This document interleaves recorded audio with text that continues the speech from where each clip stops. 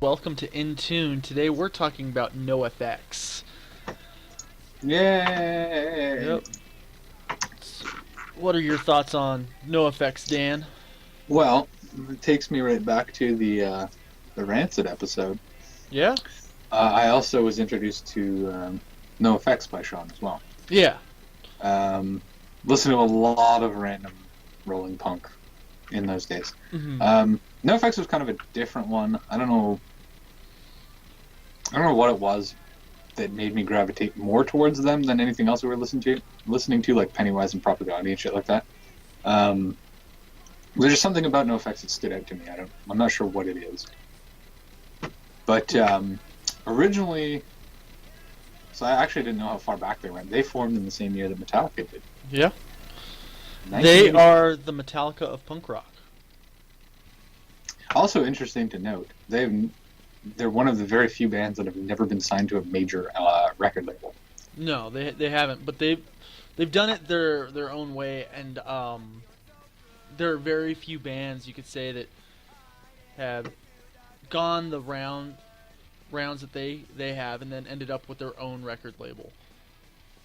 Yeah, it's also cool that since the beginning now, Metallica's almost the same in the States, but they've basically had the same band members, Yeah. save for like a couple little stints here and there where somebody would leave, but ultimately they would always come back. Yeah. So I mean, even through their, what are they at, 33 years now? Yeah. Um, They're going on they, 34 years this year. they've had the same band, the same members for their Yeah. entire career, which to me is incredible. Yeah, and that's another thing. Not very many. I mean, I guess like the Rolling Stones. Yeah, no, and I'm not saying it doesn't Yeah. happen. There's bands out But there, but even Metallica, like they changed bass players twice. Once was not really their choice, but yeah. um, it's like even them, like they're really the only two founding members of Metallica are James and Lars. Yeah, that's true. But we're Um, not talking about Metallica this week. no, we're talking about NoFX. It's funny how it all leads back to Metallica. Yeah. Um, so favorite NoFX songs? It's hard to pick three, but if I had to, I would pick probably Linoleum, Liza and Louise, and Bob. I like Bob. I like Filthy Who Phil. doesn't? Yeah, I like Filthy Phil Philanthropist. And my stepdad's a cop. My stepmom's a dom. Those are my three. I always love the titles of their songs. Yeah, Just some of them are just like, what? yeah. You I don't know where they come up with it, and some of them are really long. So it's like Yeah. I want to listen to this song, but So there's one, and I know the name of it, but I can't think of the full name. So I'm gonna look it up. We threw gasoline on the fire, and now we have stumps for arms and no eyebrows. yeah. And it's funny if you look them up on Wikipedia, their discog- Discography. discography. Yeah. It's sorry, words are having trouble coming out of my mouth. It's limited. It doesn't include everything, and I don't know why. Yeah, it seems weird, but I think it's probably because there's a lot of like this song, for example, it was only released on a Punkorama Yeah, CD, as far as I know. So I mean, if they're and they've had a few like that, they've only released songs only on a Punkorama, yeah. which there are like I don't know, 25, 18 I of think of them. something. Yeah. Yeah, Well, some ridiculous amount. it's like they have a musical, I guess you could call, and they did all the music on it, and the soundtrack is basically a NoFX album. It's called Home Street Home, and Oh, okay, yeah. it's like there's a lot of good music on that. But if you're just like, oh, I want to look up their discography and maybe I'll pick something from there, you're gonna miss it. You're gonna miss songs Yeah. like Safe Words or Let's Get Hurt or So that means you, Mr. Tip, yeah. should be the one to update the Wikipedia page. I should. How do I do that? We're gonna do this live on the I think you can do it somehow. I'm not exactly sure how. yeah, I'm gonna have to. Yeah, I want to say I probably heard some NoFX before Sean introduced me to like the core of their discography, but I want to say that was probably through a Tony Hawk game or something, and then these Punkorama albums that I would find, or as Sean started to come around when he was dating my sister, he would have these kind of compilations and go, oh, check out this song, check out this song. Yeah. And I think NoFX, that was the first time I heard NoFX was on a Punkorama, to be honest. You know, I can see that. I think that's the first place I heard him was on a Punkorama, and then again when you go to my go-to childhood memory of the bowling alley slash pool hall, they were there on the jukebox. They were there with Rancid, and there were 4 or 5 songs that maybe not even 4 or 5 songs, because Heavy Petting Zoo was the only album on the little jukebox thing. And Really? yeah, it wasn't all good. I remembered we played Hobophobic, Filthy Phil, and I think Whatever Dee Dee Wants. Those were the only 3 that were in constant rotation there. Um, it's just one of those things. I remember doing it a lot. I remember going there a lot, listening to these songs a lot. Album cover's great. So what I'm hearing, or what I'm understanding from you, is that you just spent a lot of time in this pool hall, Yes. basically. Yes. Smoke-filled dungeon of a pool hall. You had to go down 3 flights of stairs. I lie, it's 1 flight of stairs, but it's not a place where high school kids should have been hanging out, and that's where all of us hung out. Of And course. Yeah. even after they banned smoking in El Paso, I can remember going into that pool hall, and it had carpet on the walls. Only place in the world I've ever seen that had carpet on the walls. Oh, what's that? That reminds me of that movie. Is it Get Into the Greek, I think? Yeah, When he gets all messed up and he's petting the wall. yeah. Yeah. But, I mean, that carpet had to have been there since it opened. So, I would say 40 years worth of smoke was just coming off that carpet. So even after they banned smoking, you'd walk into the pool hall and you'd still leave smelling like you smoked a pack of cigarettes. Yeah. Sean and I used to go try and get to all the local punk shows or anything that was close. Yeah. And being from small town, rural Ontario, Canada, wasn't a lot happening around us. So we'd have to travel to get to these places. And we had heard there was a Punkorama, I want to say it was Punkorama 8, Yeah. that was going to be in Sault Ste. Marie. And I wanted nothing more than to go to that show. Mm-hmm. But I couldn't because I was afraid to hitchhike.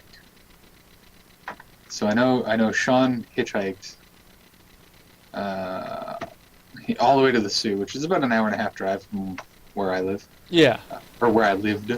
And on the way, he ended up catching a ride with somebody, and that guy gave him like his son's demo album or something. Or he's like, hey, my son's in a band here, check this out. Yeah. It was like heavy metal stuff. It was pretty good, but anyway, when he came back, he was obsessed with this song, and I don't remember who sang it. It's called Tora Tora Tora. And I think the only reason that he was so obsessed with it is because he kept telling me that when the guy was on stage singing it, he was just like losing his mind and like crushing beer cans on his forehead the whole time. And I was just like, I was so upset that I missed it, but there wasn't anything big at that one. No huge bands, but yeah. Well, I don't think he saw Depeche Mode play with NoFX. No. It was the U.S. Bombs. That's it. How the hell did you find that? That didn't even come up when I was looking for it. I just kept getting the same shit you were seeing, like Depeche Mode. And... I put in. It's all about knowing how to Google. I put in Tora Tora Tora punk song. Really? Yeah. 'Cause I just searched for songs, so I got Depeche Mode. Yep. Oh shit. So anyway, back to NoFX. What was the first album that you listened to that was just theirs? First album that was just theirs. White Trash, Two Heaves, and a Bean, probably. Thinking about it, that's one of those albums. Well, they're one of those bands, but that album in particular is one that just would have caught my eye. Just been like, yeah, I could see myself listening to this. That's hilarious. And I just love their titles. yep, Album cover or album titles or whatever, it doesn't matter. yep. So that's I guess that would have to be your favorite studio release. No, my favorite studio release is Heavy Petting Zoo, but the first album I listened all the way through was that one, and then there was Punk and Drublick. Yes, that was mine. That's Yeah. the one that Sean owned, and we would listen to that like basically, and Out Come the Wolves, and then toss in Punk and Drublick, and then over to some whatever else was on tap. Usually Yeah. West Indies or something like that. Yeah. Now there's one song. Maybe you can help me think of the name for it, but I like it, but I never like it enough to look at the name when it plays. But it's where he's talking about getting a sex change. No idea. Damn. And This will be interesting. I'm gonna try and Google NoFX sex change song. My Vagina. What? What? I remembered a lyric. So again, it comes down to knowing how to Google. And sometimes you got to be careful with knowing how to Google, because the results can go way, way wrong. The lyric I Googled was "my new designer cunt."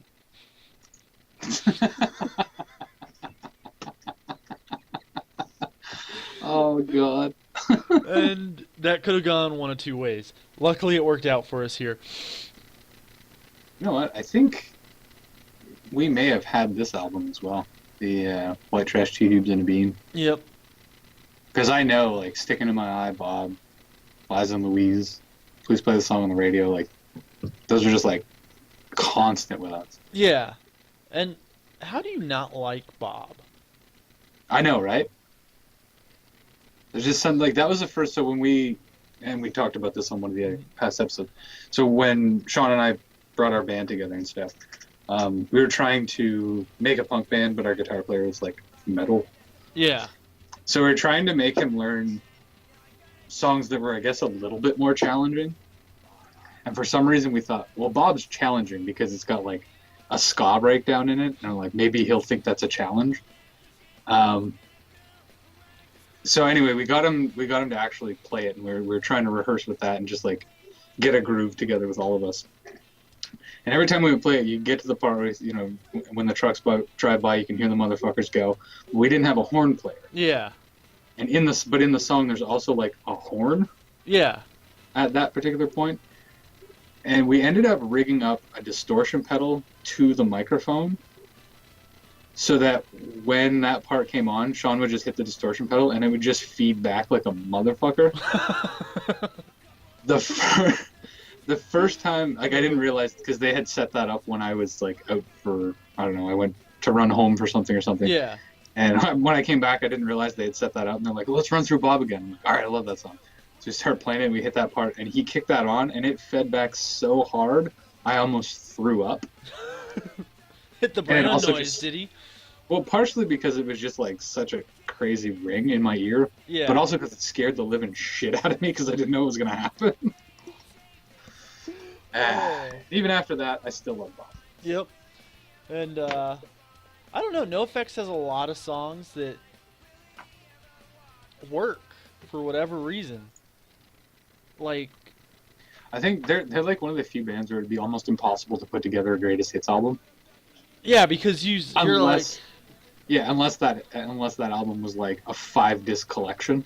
Yeah, because I mean, you're there and you're like, let's put this, this, and this. It's like, oh, we forgot this one, and oh, well, we're out of space. We need to take one off, and no, we can't take one off, and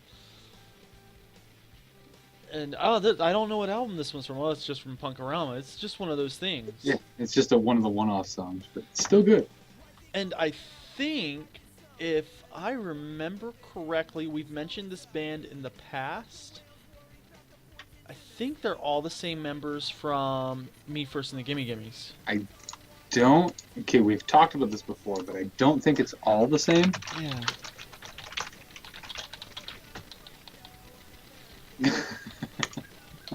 Who can get there first? I was just going. So, oh, it's not. Fat Mike's the only one that's in it. Oh. It's It is a punk super group. Melvin has filled in Yeah. for Fat Mike before, But it really is a punk rock but it's super group. two members of Lagwagon, Yep. NoFX. Swingin' Utters. No Use for a Name. I know some of their stuff. I do. This guy was in the Foo Fighters and No Use for a Name. Dave Round, the drummer? No, Chris Shiflett. Then it's two people because Dave Round is in. No, never mind. You're right. I'm dumb. We'll just leave it at that.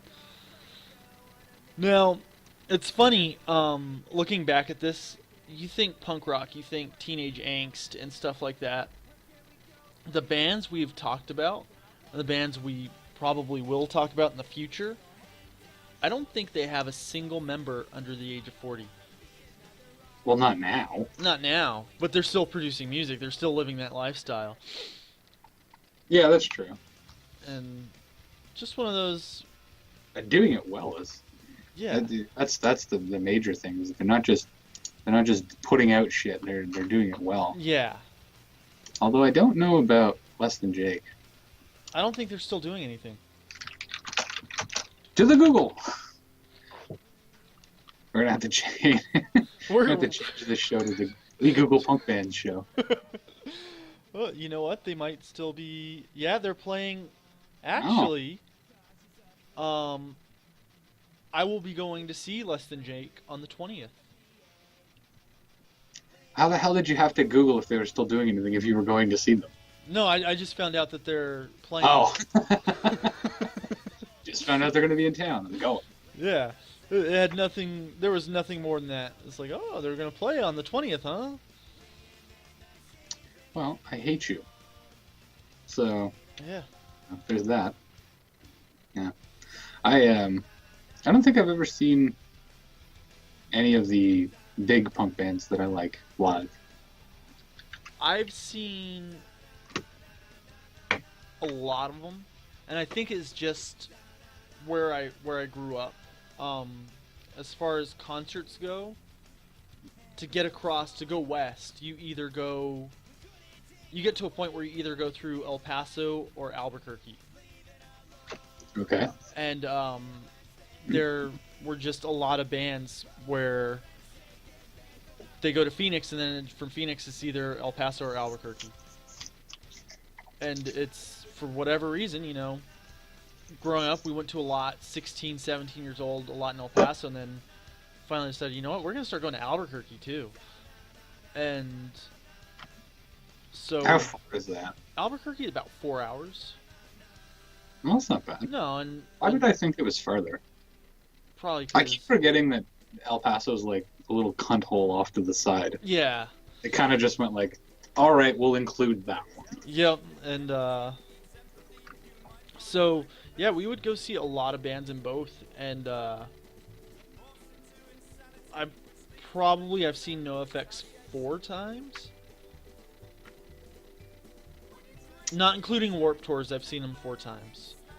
If we include Warped Tours, I think they've done like every Warped Tour, so 10 or 12 times. Yeah, so NoFX has played 7 Warped Tours, and it was years that I was going to Warped Tours consistently. Hmm. So I've seen them 11 times. NoFX isn't one of those bands where I could name every song or sing every lyric or even tell you every album. But NoFX for me leads into a lot of other bands, a lot of other music.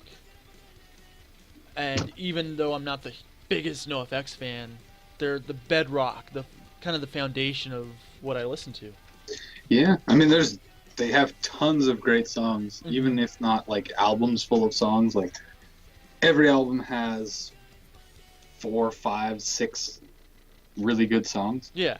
and that's across however many EPs and little collab albums like Punk Aramas and shit like that. Yeah. Did they ever do any of those Hopelessly Devoted?